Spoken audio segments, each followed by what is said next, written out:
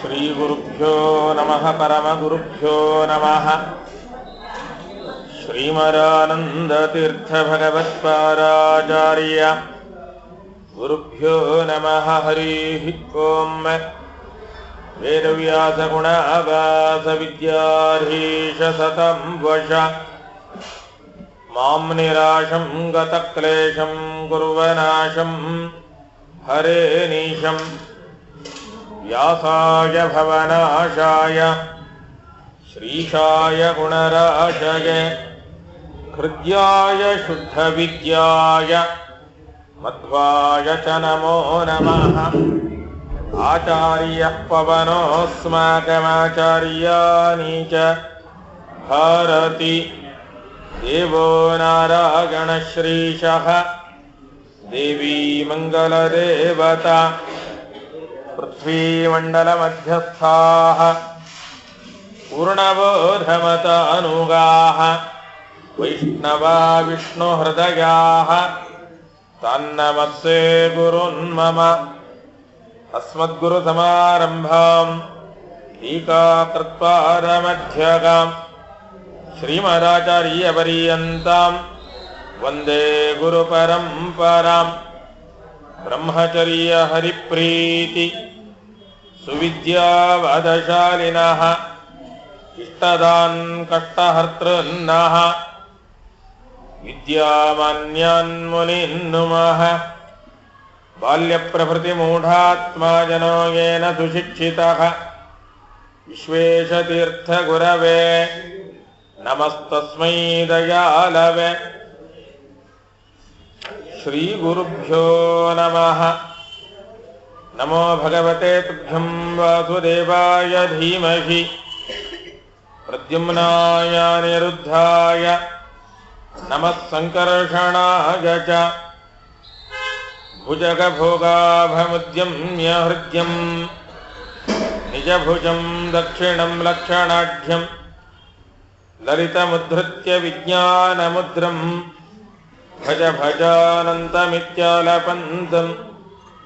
ಭವದವೋಷ್ಣೇನ ತಾತಪ್ಯಮಾನಾನ್ ಭುವಿ ಪರಂ ನಾಥಮಪ್ರೇಕ್ಷ್ಯಮಾಣಾನ್ ಭುವನಮನ್ಯೇನ ಚನ್ಯೇನ ದೋಷ್ಣಾ ಭವತು ಭೀರಮ್ಮೇತಿ ನ ಸಂಧ್ವಜಂತಂ. ಪ್ರಣತವನ್ ಪ್ರಾಣಿನಾಂ ಪ್ರಾಣಭೂತಂ ಪ್ರಣತಿಭಿಪ್ರೀಣಗೆ ಪೂರ್ಣಬೋಧಂ. ಸಮಚರಣ ಸರೋಜಂ ಸಂದ್ರನೀಲಾಂಬುಜಾಭಂ ಜಘನನಿಹಿತಪಾಣಿಂ ಮಂಡನಂ ಮಂಡನಾನಾಂ. ತರುಣತುಲಸಿಮಾಲಾ ಗಂಧರಂ ಕಂಜನೇತ್ರಂ ಸದಯಧವಲಹಾಸಂ ವಿಠ್ಠಲಂ ಚಿಂತಯಾಮಿ. ಮನ್ಮನೋಭೀಷ್ಟವರದಂ ಸರ್ವಾಭೀಷ್ಟಫಲಪ್ರದಂ ಪುರಂದರಗುರುಂ ವಂದೇ ದಾಸಶ್ರೇಷ್ಠಂ ದಯಾನಿಧಿಂ. ಅಜ್ಞಾನತಿಮಿರಚ್ಛೇದಬುದ್ಧಿಸಂಪತ್ಪ್ರದಾಯಕಂ ವಿಜ್ಞಾನವಿಮಲಂ ಶಾಂತಂ ವಿಜಯಾಖ್ಯಗುರುಂ ಭಜೆ. ಭೂಪಾಲನತಪರಬ್ಜಂ ಬಪಾರಿಪರಿಹಾರಿಣಂ ಗೋಪಾಲದಾಸಮೀಡೇಹಂ ಗೋಪಾಲಹರಿದರ್ಶನಂ.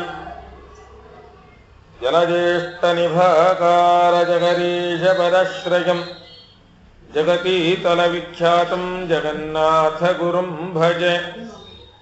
ಬುಧೈರಪಿ ಸುದುರ್ಬೋಧೆ ಗ್ರಂಥೆ ಯನ್ಮಮಸಾಹಸಂ ತತ್ಪಾರಯಂತು ನಿಪುಣಾಃ ಗುರುಪಾದರಜಃ ಕಣಾಃ.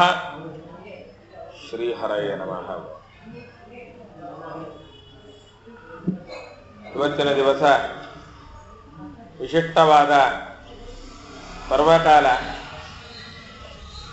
ಇಬ್ಬರು ಶ್ರೇಷ್ಠರಾದ ಜ್ಞಾನಿಗಳ ಉಪಾಸನೆಗೆ ಅವಕಾಶ ಕೊಟ್ಟಂತಹ ಪರ್ವಕಾಲ. ವಿದ್ಯಾಧೀಶ ತೀರ್ಥರ ಉತ್ತರಾರಾಧನೆ, ಪುರಂದರದಾಸರ ಆರಾಧನೆಯ ಪರ್ವಕಾಲ. ಶ್ರೀಮದ್ ಆಚಾರ್ಯರ ಗ್ರಂಥಗಳಿಗೆ ವ್ಯಾಖ್ಯಾನ ಮಾಡೋದು ಅಷ್ಟು ಸುಲಭದ ಕೆಲಸ ಅಲ್ಲ. ಅದರಲ್ಲೂ ಅನುವ್ಯಾಖ್ಯಾನ ಅದು ಅನೇಕ ಇತರ ಗ್ರಂಥಗಳಲ್ಲಿ ಹೇಳಿದ ಎಲ್ಲ ಯುಕ್ತಿಗಳ ಸಂಗ್ರಹ. ಸುಮಧ್ವವಿಜಯದಲ್ಲಿ ಪಂಡಿತಾಚಾರ್ಯರ ಮಾತಿದೆ, ಗ್ರಂಥೇಭ್ಯ ಏಭ್ಯ ಅಗಾಧೇಭ್ಯ ಯುಕ್ತಯೋನೋ ದುರುದ್ಧರಾಹ ಮನೋಮಾಂದ್ಯಾತ್ ತತೋ ಗ್ರಂಥಂ ವ್ಯಕ್ತತರ್ಕತತಿಂ ಕುರು ಇತ್ಯರ್ಥಿತಃ ವ್ಯಧಾನ್ಮಧ್ವಃ ಸಹ ಅನುವ್ಯಾಖ್ಯಾಂ ಸತಾಂ ಸುಧಾಂ. ಬೇರೆ ಬೇರೆ ಗ್ರಂಥಗಳಲ್ಲಿ ವಿಷ್ಣು ಸರ್ವೋತ್ತಮತ್ವವನ್ನ, ವಾಯು ಜೀವೋತ್ತಮತ್ವವನ್ನ, ಪಂಚಭೇದಗಳನ್ನ ಎಲ್ಲವನ್ನ ತಿಳಿಸಿಕೊಡೋದಕ್ಕೆ ಅನೇಕ ಯುಕ್ತಿಗಳನ್ನ ಬಳಸಿದ್ದೀರಿ. ಆದರೆ ಎಲ್ಲ ಗ್ರಂಥ ಬುದ್ಧಿಯಲ್ಲಿಟ್ಟುಕೊಳ್ಳುವಷ್ಟು ಬುದ್ಧಿಶಕ್ತಿ ನಮಗಿಲ್ಲ. ಅದನ್ನ ಒಂದು ಕಡೆ ಸಂಗ್ರಹ ಮಾಡಿಕೊಟ್ರೆ ಆಲೋಚನೆ ಮಾಡೋದಕ್ಕೆ ಬಹಳ ಅನುಕೂಲ ಆಗ್ತದೆ. ಅಂತಹ ಒಂದು ಉಪಕಾರ ಮಾಡಿ ಅಂತ ತ್ರಿವಿಕ್ರಮ ಪಂಡಿತರು ಪ್ರಾರ್ಥನೆ ಮಾಡುವಾಗ ಆಚಾರ್ಯರು ಆ ಎಲ್ಲ ಯುಕ್ತಿಗಳನ್ನು ಸಂಗ್ರಹ ಮಾಡಿ ಅನುವ್ಯಾಖ್ಯಾನದ ರಚನೆ ಮಾಡಿದರು. ಅದಕ್ಕೆ ಹೆಸರೇ ಅನುವ್ಯಾಖ್ಯಾನ. ಅನುಸೃತ್ಯ ವ್ಯಾಖ್ಯಾನ, ಹಿಂದೆ ಹೇಳಿದ ಎಲ್ಲ ಯುಕ್ತಿಗಳನ್ನ ಹಿನ್ನೆಲೆಯಾಗಿಟ್ಟುಕೊಂಡು ಬ್ರಹ್ಮಸೂತ್ರಗಳಿಗೆ ಬರೆದ ಮತ್ತೊಂದು ವ್ಯಾಖ್ಯಾನ. ಅದು ಕೂಡ ಅದ್ಭುತವಾಗಿ ಬರೆದರು ಅಂತಾರೆ ಪಂಡಿತಾಚಾರ್ಯ. ಚತುರ ಶಿಷ್ಯಾನ್ ಲೀಲೆಯ ಅಲೇಖಯತ್ಖಲು. ಏಕಕಾಲದಲ್ಲೇ 4 ಜನ ಶಿಷ್ಯರಿಗೆ ಅನುವ್ಯಾಖ್ಯಾನದ 4 ಅಧ್ಯಾಯಗಳನ್ನ ಹೇಳ್ತಾ ಬರೆಸಿದ್ರಂತೆ. ಒಂದು ಹೇಳಿದ್ರೆ ಬರೀಬೇಕಾ, ಹಿಂದೆ ಮುಂದೆ ಆಗ್ತೇವೆ. ಮೊದಲು ಹೇಳಿದ್ದನ್ನು ಆಮೇಲೆ ಬರೆದು, ಆಮೇಲೆ ಹೇಳಿದ್ದನ್ನು ಮೊದಲು ಬರೆದು ಎಲ್ಲ ಗಡಿಬಿಡಿ ಮಾಡಿ ಕೊನೆಗೆ ಏನು ಬರೆದಿದ್ದೀವಿ ನಮಗೆ ಗೊತ್ತಿರೋದಿಲ್ಲ. ಆದರೆ ಆಚಾರ್ಯರು ವಿಶಿಷ್ಟ ರೀತಿಯಲ್ಲಿ ತಾವು ಮುಂದೆ ಚತುರ್ಮುಖ ಪದವಿಗೆ ಬರೋರು ಅನ್ನೋದನ್ನ ಸೂಚನೆ ಕೊಡುವ ರೀತಿಯಲ್ಲಿ 4 ಅಧ್ಯಾಯಗಳನ್ನು ಏಕಕಾಲದಲ್ಲಿ ಬರೆಸಿದರಂತೆ. ಅಂತಹ ಅನುವ್ಯಾಖ್ಯಾನಕ್ಕೆ ಟೀಕಾಕೃತ್ಪಾದರು ಬರೆದಂತಹ ಟೀಕಾ ಅದು ಶ್ರೀಮನ್ಯಾಯಸುಧ. ಆ ನ್ಯಾಯಸುಧಾಕ್ಕೆ ಅನೇಕ ಜನ ಟಿಪ್ಪಣಿ ಬರೆದಿದ್ದಾರೆ, ಅನುವಾದಗಳು ಮಾಡಿದ್ದಾರೆ. ಈಗಾಗಲೇ ಅದರ 25 ವ್ಯಾಖ್ಯಾನಗಳು ಮುದ್ರಣ ಆಗ್ತಾ ಇದೆ. ಅದರಲ್ಲಿ ಕೆಲವು ಭಾಗಗಳು ಮುದ್ರಣ ಆಗಿ ಬಂದಿದೆ. ಕೊನೆಯ 2 ಅಧ್ಯಾಯ ಬಾಕಿ ಇದೆ ಅಷ್ಟೇ. 15 ವಾಲ್ಯೂಮ್ ಅಲ್ಲಿ ಮಂತ್ರಾಲಯದಿಂದ ಮುದ್ರಣ ಆಗಿದೆ. 25 ವ್ಯಾಖ್ಯಾನಗಳು ಮುದ್ರಣ ಆಗಿರೋದು, ಆಗದೇ ಇರೋದಿನ್ನು ಎಷ್ಟಿದೆಯೋ ಗೊತ್ತಿಲ್ಲ. ಅಂತಹ ಅದ್ಭುತವಾದ ವ್ಯಾಖ್ಯಾನಗಳಲ್ಲಿ ಒಂದು ವಾಕ್ಯಾರ್ಥ ಚಂದ್ರಿಕಾ ಅನ್ನತಕ್ಕಂತಹ ವ್ಯಾಖ್ಯಾನ.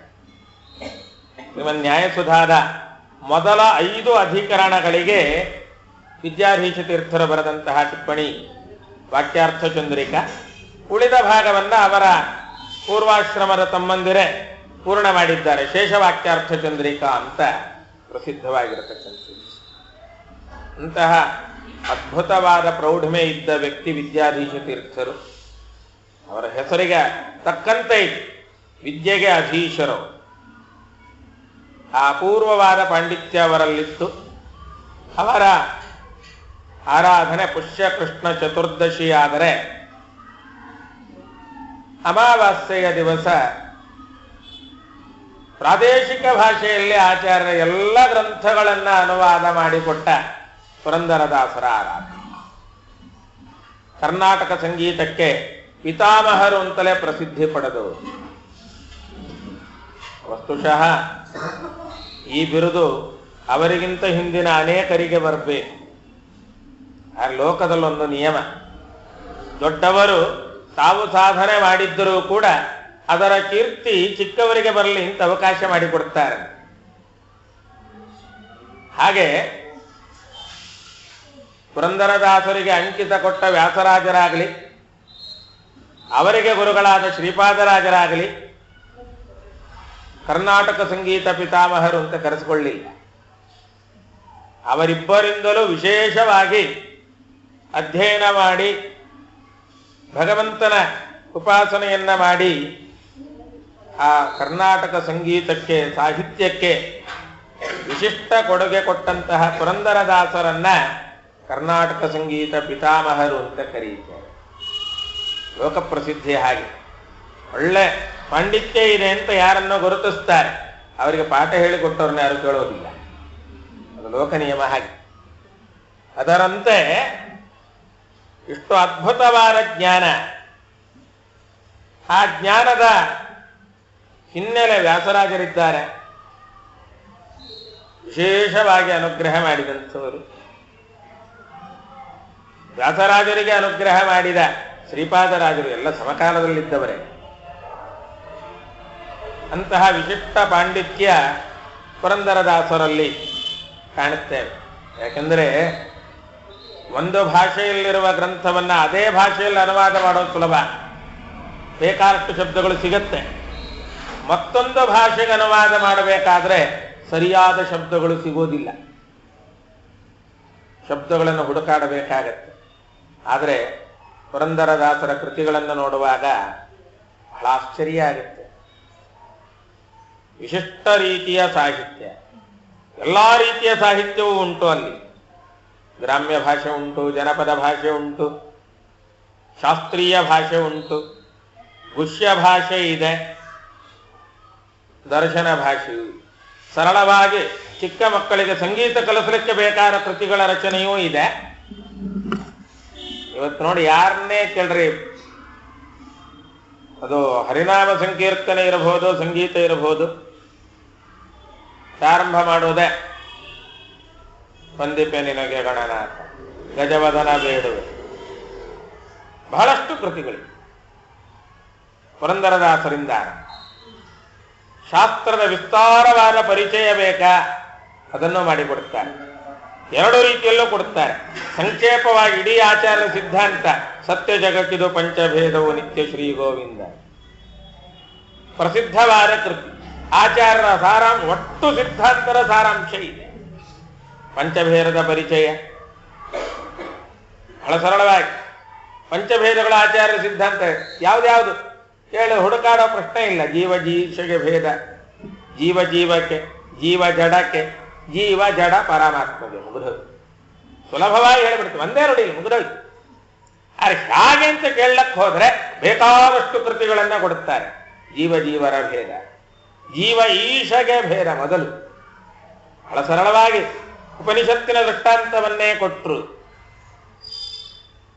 ಬಹಳ ಸರಳವಾದ ದೃಷ್ಟಾಂತ. ಹಕ್ಕಿಗಳೆರಡು ಐದಾವಪ್ಪ, ಎರಡು ಹಕ್ಕಿಗಳಿದ್ದ, ದ್ವಾತುಪರ್ಣ ಸಯುಜಾ ಸಖಾಯ. ಆದರೆ ಒಟ್ಟಿಗೆ ಇದ್ದರೂ ಕೂಡ ಕರ್ಮಫಲಾನುಭವ ಅದು ಜೀವನಿಗೆ ಮಾತ್ರ, ಭಗವಂತನಿಗಿಲ್ಲ. ಅಲ್ಲೇ ಭೇದ ಸ್ಪಷ್ಟ. ಯಾಕೆಂದ್ರೆ ಫಲ ಅನುಭವಿಸಿದರೂ ದುಃಖ ಬಿಡ್ತಾ ಇದ್ದಾನೆ, ಯಾವ ಫಲವನ್ನು ಅನುಭವಿಸದೆ ಸುಖಮಯನಾಗಿದ್ದಾನೆ. ಯಾವುದೂ ಇಲ್ಲದ ಕಾಲದಲ್ಲೂ ಸುಖಮಯನಾಗಿದ್ದವ. ಹಿರಣ್ಯಗರ್ಭ ಸೂಕ್ತದ ಮಾತು, ಆನೀದವಾತಂ ಸ್ವಧಯಾ ತದೇಕಂ, ತದೇಕಂ ಅವಾತಂ ಸ್ವಧಯಾ ಆನಿ. ಆಚಾರ್ಯ ತತ್ವೋದ್ಯೋತದಲ್ಲಿ ಅದಕ್ಕೆ ವಿವರಣೆ ಕೊಡ್ತಾ ಹೋಗ್ತಾರೆ ಇಡೀ ಸೂಕ್ತಕ್ಕೆ. ಸ್ವಧಯ ಸುಖರೂಪಮಾಸಿ, ವಾತ ಪ್ರೇರಣಾಂ ವಿನೈವ ಸುಖರೂಪಮಾಸಿ. ನಮಗೆಲ್ಲ ಗಾಳಿ ಸ್ವಲ್ಪ ಜೋರಾಗಿ ಬೀಸದಿದ್ರೆ ಒದ್ದಾಡ್ತೇವೆ. ವಾಯುದೇವರ ಇಲ್ಲದ ಕಾಲದಲ್ಲೂ ಸುಖಮಯನಾಗಿದ್ದವ, ನಿದ್ರೆಗೇ ಇಲ್ಲದೆ ಸುಖಮಯನಾಗಿದ್ದವ. ನಮಗೆ ನಿದ್ದೆ ಇಲ್ಲದೆ ಹೋಗ್ಬಿಟ್ರೆ ಒದ್ದಾಡ್ಬಿಡ್ತೀವಿ. ಏನು ಬೇಡ, ನಿತ್ಯ ಮಲಗೋ ಸಮಯಕ್ಕೆ ಮಲಗಿದ್ರು ಒಂದು ಅರ್ಧ ಗಂಟೆ ನಿದ್ದೆ ಕಡಿಮೆ ಆಗಿಬಿಟ್ರೆ ಇಡೀ ದಿವಸ ಹೇಳ್ತಿರ್ತೀವಿ, ರಾತ್ರಿ ನಿದ್ದೆ ಸರಿಯಾಗಿಲ್ಲ, ಇವತ್ತು ಯಾಕೋ ಸರಿ ಇಲ್ಲ. ನಿದ್ರೆಗೆ ಮಾಡದವ ಭಗವಂತ. ಆಚಾರ್ಯ ಬಹಳ ಸೊಗಸಾಗಿ ಹೇಳಿದ ಮಾತು, ಯಾದ ಅಸುಪ್ತಿಗತೋ ಅಪಿ ಹರಿ ಸುಖವಾನ್, ಸುಖರೂಪಿಣ ಮಾಹುರತೋ ನಿಗಮಾಹ, ಅಜಮನಿದ್ರಮ ಸ್ವಪ್ನಂ. ಶ್ರುತಿ ಹೇಳಿದ ಮಾತು, ಅನಿದ್ರಂ ಅಸ್ವಪ್ನಂ ಅಜಂ. ನಿದ್ರೆ ಇಲ್ಲದವ, ಕನಸು ಕಾಣದವ. ನಾವು ಕನಸು ಕಾಣುತ್ತೇವೆ, ಆ ಕನಸಿನಲ್ಲಿ ಕಂಡದ್ದು ನಿಜ ಆಗಲಿಲ್ಲ ಅಂತ ದುಃಖ ಪಡ್ತೇವೆ. ಕನಸಿನಲ್ಲಿ ಕಂಡದ್ದೆಲ್ಲ ನಿಜ ಆಗ್ಲಿಕ್ಕೆ ಸಾಧ್ಯ ಇಲ್ಲ. ನಿಜ ಆಗ್ಬಿಟ್ರೆ ಕೆಲವೊಂದು ಬಹಳ ಕಷ್ಟ ಆಗ್ಬಿಡುತ್ತೆ. ಒಂದು ಒಳ್ಳೆ ದೃಷ್ಟಾಂತ ಕೊಡ್ತಾರೆ ಟೀಕಾಕೃತ್ಪಾದರು.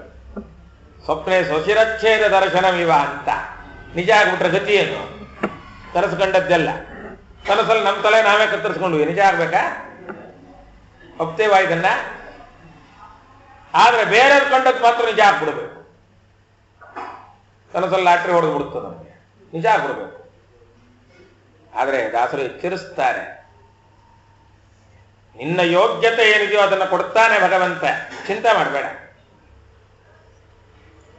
ಅದಕ್ಕಾಗಿ ಸಾಧನೆ ಮಾಡುವಂತ ಒಳ್ಳೆ ಅನುಗ್ರಹ ಮಾಡಿದ್ದಾನೆ. ಶರೀರ ಕೊಟ್ಟಿದ್ದಾನೆ, ಮನುಷ್ಯ ಶರೀರ ಕೊಟ್ಟಿದ್ದಾನೆ. ಸೃಷ್ಟಿಗೆ ತರದೆ ಹೋಗಿದ್ದರೆ ಏನಾಗ್ತಿತ್ತು? ಬಾಯಲ್ಲಿ ಹೇಳ್ಬೋದು, ದೇವರು ನಮ್ಮನ್ನು ಹುಟ್ಟಿಸ್ದಿದ್ರೆ ಚೆನ್ನಾಗಿತ್ತು. ಯಾವ ರೀತಿ ಹುಟ್ಟಿಸ್ದಿದ್ರೆ?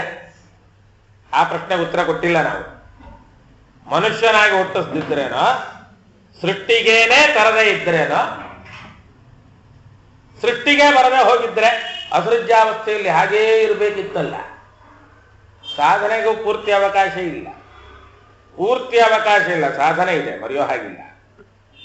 ಅಸೃಜ್ಯಾವಸ್ಥೆಯಲ್ಲೂ ಕೂಡ ಸೂಕ್ಷ್ಮ ರೂಪದಲ್ಲಿ ಸಾಧನೆ ಇದೆ. ಆ ಸಾಧನೆಯ ಫಲವೇ ಸೃಷ್ಟಿಗೆ ಬಂದದ್ದು. ಇಲ್ಲದೆ ಹೋದ್ರೆ ಇವರನ್ನೇ ಯಾಕೆ ಸೃಷ್ಟಿ ಮಾಡಿದ ಅಂತ ಕೇಳೋ ಪ್ರಶ್ನೆಗೆ ಉತ್ತರ ಇಲ್ಲ ಅಂತಾರೆ. ಇಲ್ಲೂ ಸೂಕ್ಷ್ಮ ರೂಪದಲ್ಲಿದೆ. ಅದಕ್ಕೆ ದಾಸರು ಬಹಳ ಸೊಗಸಾಗಿ ಉತ್ತರ ಕೊಡ್ತಾರೆ. ಒಂದು ಕಡೆಯಲ್ಲಿದ್ದಾಗಲೂ ರಕ್ಷಣೆ ಮಾಡಿದ್ದಿ, ಅಲ್ಲಿಂದ ಸೃಷ್ಟಿಗೆ ತಂದು ರಕ್ಷಣೆ ಮಾಡಿದ್ದಿ. ಎರಡೂ ಸೃಷ್ಟಿ ಇಲ್ಲದಲೆ ಒತ್ತಟ್ಟಿಗಿದ್ದವರನ್ನು ಸೃಷ್ಟಿಸಿ ಜೀವರ ಸಲಹುವಿ. ಒತ್ತಟ್ಟಿಗಿದ್ದ ಜೀವರನ್ನು ಸಲಹುವಿ, ಸೃಷ್ಟಿಸಿ ಜೀವರನ್ನು ಸಲಹುವಿ. ಆಮೇಲೆ ಇಂದ್ರಿಯಾದಿಗಳನ್ನು ಕೊಟ್ಟು ಅಭಿಮಾನ ಹುಟ್ಟಿಸಿ ಸಾಧನೆ ಮಾಡಿಸಿ ಕ್ರಮೇಣ ಅಭಿಮಾನ ದೂರ ಮಾಡಿ ಲಯ ಮಾಡಿ ರಕ್ಷಣೆ ಮಾಡ್ತಿ. ವಿಶ್ವಸ್ಯ ಉದಯ ಮಾತನೋತಿ ತದನು ತ್ರಾಣಂ ವಿಧತ್ತೆ ಪುನಃ ಸೌಖ್ಯಾಪ್ತಿ ಇತರ ಹಾನಿ ಸಾಧನಂ ಅಲಂ ವಕ್ತಿ ಶ್ರುತಿ ವ್ಯಂಜಯನ್. ಏಕಾಗ್ರಪಾದರ ಮಾತು ಬಹಳ ಸೊಗಸಾದ. ಇಷ್ಟದತ್ತಿರಣೆಯದ ಮಂಗಲಾಚರಣೆಯಲ್ಲಿ ಬಹಳ ಸೊಗಸಾದ ಮಾತನ್ನ ಹೇಳ್ತಾರೆ. ಗಾಯತ್ರಿ ಅರ್ಥವೇ, ಮತ್ತೆ ಹೊಸ್ತೇನಲ್ಲ. ಸೃಷ್ಟಿ ಮಾಡುವವ ಸವಿತು ತತ್ ವರೇಣ್ಯಂ ಭರ್ಗ. ಪರಮಾತ್ಮ ಸೃಷ್ಟಿ ಮಾಡುತ್ತಾನೆ. ಅದಕ್ಕೋಸ್ಕರ ಸೃಷ್ಟಿ ಮಾಡುವುದು ಅವನಿಗಾಗಿ ಅಲ್ಲ, ನಮಗಾಗಿ ಸೃಷ್ಟಿ ಅಲ್ಲ. ನಮಗಾಗಿ ಸೃಷ್ಟಿ ಮಾಡಿದ್ರೆ ಮತ್ತೆ ಲಯ ಯಾಕೆ ಮಾಡಬೇಕು? ನಾಶ ಮಾಡುದು ಯಾಕೆ ಪರಮಾತ್ಮ? ಲಯ ಅಂದ್ರೆ ನಾಶ ಮಾಡಿದ್ದಲ್ಲ, ನಮ್ಮ ಅನುಕೂಲಕ್ಕಾಗಿ ಲಯ ಮಾಡಿ. ಪರಮಾತ್ಮ ನಮ್ಮನ್ನು ಯಾಕೆ ಲಯ ಮಾಡಿದ ಅಂತ ಪ್ರಶ್ನೆ ಮಾಡುತ್ತೇವೆ. ಭೂಮಿಯಲ್ಲಿ ಬೀಜ ಬಿತ್ತಿ ಬೆಳೆದ ವ್ಯಕ್ತಿ ಅದರ ತೆನೆಯನ್ನು ಯಾಕೆ ಕತ್ತರಿಸಿದ ಅಂತ ಯಾರು ಕೇಳಲಿಲ್ಲ. ಅವನು ಬಿತ್ತಿ ಬೆಳೆದದ್ದಲ್ವ, ಮತ್ತದರ ತೆನೆಯನ್ನು ಯಾಕೆ ಕತ್ತರಿಸಿದ್ದು? ನಾಶ ಹೌದಲ್ಲ. ಅಂದರೆ ಅದು ನಾಶ ಅಲ್ಲ. ಮುಂದೆ ನಾವು ಹೊಟ್ಟೆಗೆ ಆಹಾರ ತಗೊಳ್ಳಕ್ಕೆ ಬೇಕಲ್ಲ, ಅದಕ್ಕೆ ಧಾನ್ಯ ಸಂಗ್ರಹ ಮಾಡಿ ಅದನ್ನ ಮತ್ತೊಂದು ರೂಪದಲ್ಲಿ ನಾಶ ಮಾಡಿದ್ವಿ. ಯಾವ ರೂಪದಲ್ಲಿ? ಧಾನ್ಯವನ್ನ ಹಾಗೆ ತೆನೆಯಾಗಿ ಬಿಡ್ಲಿಲ್ಲ, ತೆನೆಯಿಂದ ಸಪ್ರೇಟ್ ಮಾಡಿದ್ವಿ. ಅದನ್ನ ನೆನೆಸಿದ್ವಿ, ರುಬ್ಬಿದ್ವಿ, ಬೇಯಿಸಿದ್ವಿ. ಇಷ್ಟೆಲ್ಲ ಮಾಡಿದ್ದೆ ಯಾಕೆಂದ್ರೆ ದೇಹವನ್ನ ಬಲಿಷ್ಠ ಮಾಡಿಕೊಳ್ಳ. ಆಯ್ತು, ಅದು ದೇಹದಲ್ಲಿ ಹಾಗೆ ಉಳಿದಿದೆಯಾ? ಇಲ್ಲ, ಮತ್ತೆ ಅದು ಹೋಯ್ತು. ಹಾಗೆ ಪರಮಾತ್ಮನು ಅಷ್ಟೇ ಶರೀರ ಕೊಟ್ಟ, ಬೆಳೆಸಿದ. ಆ ಶರೀರದಲ್ಲಿ ಬೇಕಾದಷ್ಟು ಹಂತದಲ್ಲಿ ಬದಲಾವಣೆಗಳು ಮಾಡಿದ. ಒಂದೇ ರೀತಿಯಲ್ಲ, ಅನೇಕ ಹಂತದ ಬದಲಾವಣೆಯ ಪರಿಣಾಮ ನಮ್ಮ ಶರೀರ ಸಾಧನೆಗೆ ಬಲಿಷ್ಠ ಆಯಿತು. ಸಾಧನೆ ಪೂರ್ಣ ಆಯಿತು. ಪರಿಣಾಮ ದೇಹ ಜೀರ್ಣ ಆಯಿತು. ಎರಡು ಒಟ್ಟಿಗೆ, ದೇಹ ಜೀರ್ಣ ಆಯಿತು, ಸಾಧನೆ ಪೂರ್ಣ ಆಯಿತು. ಎರಡರ ಫಲ ಆ ದೇಹ ಬಿಡಿಸಿ ಮತ್ತೊಂದು ದೇಹ. ಈ ಶರೀರದಲ್ಲಿ ಸಾಧನೆ ಪೂರ್ಣ ಆಯಿತು. ಪೂರ್ತಿ ಸಾಧನೆ ಮುಗಿದಿಲ್ಲ, ಅಷ್ಟು ಸುಲಭಕ್ಕೆ ಮುಗಿಯುವುದಲ್ಲ. ಅದಕ್ಕಾಗೆ ಸಾಧನೆ ಮಾಡ್ತಾ ಇರಬೇಕು. ಯಾವಾಗ ಅದು ಪೂರ್ಣ ಆಗತ್ತೋ ಆಗ ಉತ್ತಮ ಸ್ಥಾನ ಕೊಡುತ್ತಾನೆ. ದಾಸರು ಬಹಳ ಸ್ಪಷ್ಟವಾಗಿ ಹೇಳಿದರು, ನಿನ್ನ ಯೋಗ್ಯತೆ ತಿಳಿದ ಮೇಲೆ ಪುರಂದರ ವಿಠಲ ಸ್ಥಳ ಕೊಟ್ಟಾನೆ. ನಿನ್ನ ಯೋಗ್ಯತೆಯನ್ನ ತಿಳಿಸು. ಅದಕ್ಕಾಗಿ ಭಗವಂತನ ಉಪಾಸನೆ ಮಾಡಿ, ನಿರಂತರ ಶ್ರವಣ ಮನನ, ಪರಮಾತ್ಮನ ಉಪಾಸನೆ ಅನೇಕ ಹಂತದಲ್ಲಿ ಮಾಡಬೇಕ, ಒಂದೇ ಹಂತದಲ್ಲ. ಅದಕ್ಕಾಗಿ ಮೊದಲು ಹೊರಗಡೆಯ ಉಪಾಸನೆ, ಆಮೇಲೆ ಒಳಗಿನ. ಎರಡನ್ನು ಮಾಡಲಿಕ್ಕೆ ನಾವು ಬಳಸಿಕೊಳ್ಳಬೇಕಾದ ಹಂತಗಳು ಬಹಳಷ್ಟು.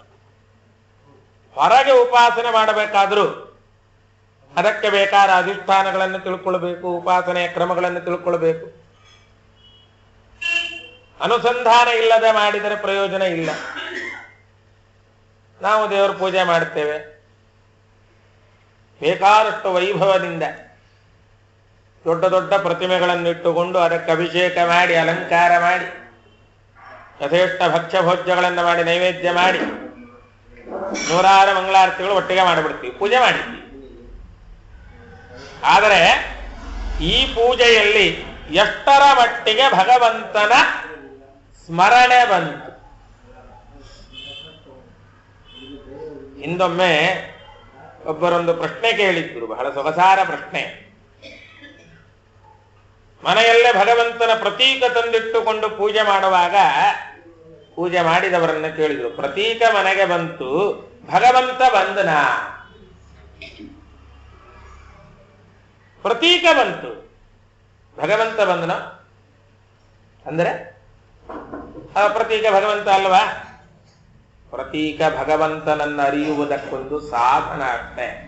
ಪ್ರತೀಕವೇ ಭಗವಂತ ಅಲ್ಲ, ಪ್ರತಿಮೆಯೇ ಪರಮಾತ್ಮ ಅಲ್ಲ. ಬ್ರಹ್ಮಸೂತ್ರ ಎಚ್ಚರಿಸುತ್ತೆ, ಓಂ ನ ಪ್ರತೀಕೆ ನಹಿ ಸಹ. ಪ್ರತಿಮೆ ಭಗವಂತ ಅಲ್ಲ, ಪ್ರತಿಮೆಯಲ್ಲಿ ಭಗವಂತನನ್ನ ಕಾಣಬೇಕು.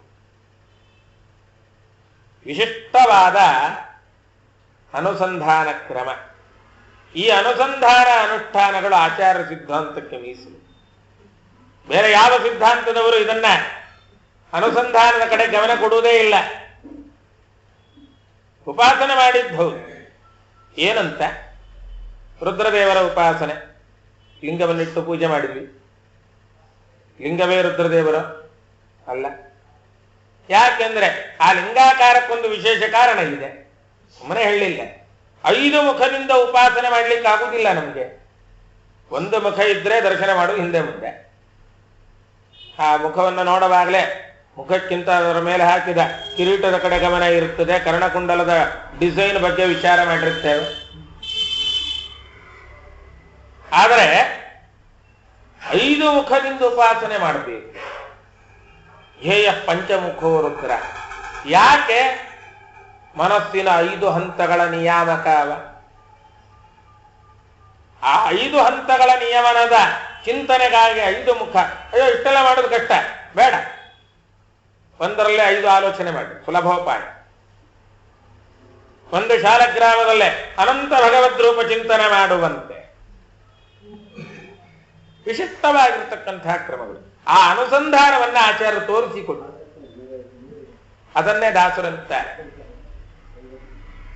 ಎಲ್ಲೋ ಉಪಾಸನೆ ಮಾಡಿದ್ರೆ ಬುದ್ಧಿಗೆ ಬರುವುದಿಲ್ಲಪ್ಪ. ನಮ್ಮ ಮನಸ್ಸು ನಿನ್ನಲ್ಲಿ ನಿಲ್ಲಬೇಕು. ನೆರೆದಿಹ ಬಹು ಜನರೊಳಿದ್ದರೂ ಮನಸ್ಥಿರವಿಡೋ ನಿನ್ನಲ್ಲಿ ಪಾಂಡುರಂಗ. ಮನಸ್ಸು ನಿನ್ನಲ್ಲಿ ಸ್ಥಿರವಾಗಿರ್ಬೇಕು. ಅದಕ್ಕಾಗಿ ಮನಸ್ಸನ್ನ ಮೊದಲು ಹಿಡಿತದಲ್ಲಿಟ್ಕೊಳ್ಬೇಕು, ಇಂದ್ರಿಯಗಳನ್ನ ಹಿಡಿತದಲ್ಲಿಟ್ಕೊಳ್ಬೇಕು. ಸುಲಭ ಅಲ್ಲ.